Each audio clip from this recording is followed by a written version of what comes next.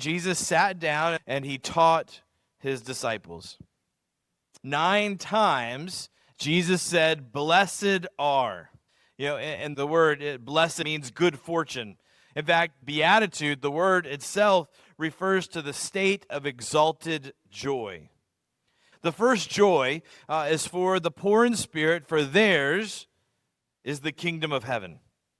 Poor people need help. Joy in the kingdom is found when we know that we are in desperate need of God's assistance.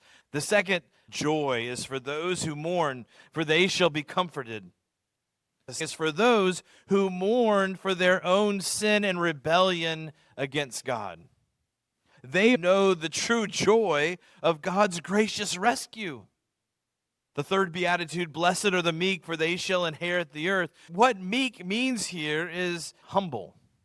True joy of the kingdom is for the humble, those who know their need for God's gracious help. The fourth beatitude, blessed or joyful are those who hunger and thirst for righteousness, for they will receive mercy.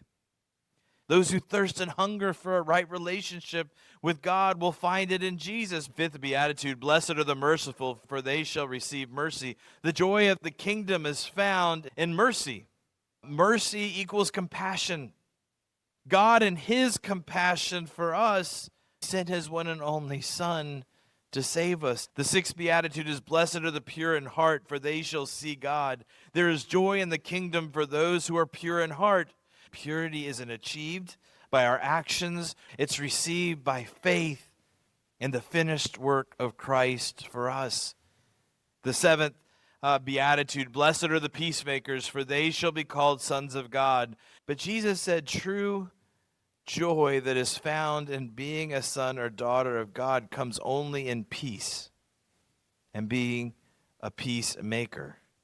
Knowing God's peace and then granting that peace to others. The eighth beatitude is, blessed are those who are persecuted for righteousness' sake, for theirs is the kingdom of heaven. There is joy in a life that is lived in loyalty to God, and know that your loyalty has eternal value. The ninth beatitude and final one, it's similar. When you face persecution, though, know that you are in good company, because the prophets and Jesus and the disciples and all of the martyrs have been there.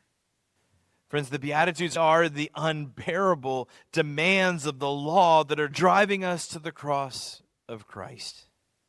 Amen.